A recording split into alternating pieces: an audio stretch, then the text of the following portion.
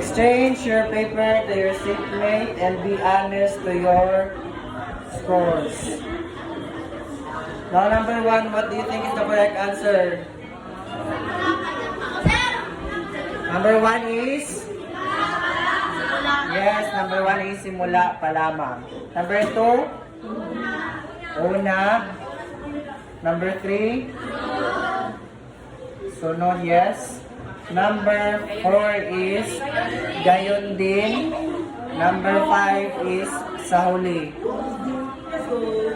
So makikita ninyo sa talata kung hindi yung basahon is may pagkakasunod-sunod. Una, katawan at pangwakas. Sa gitna at pangwakas. Who got perfect score? Wow, lot of you. Very good. Okay, go hands down.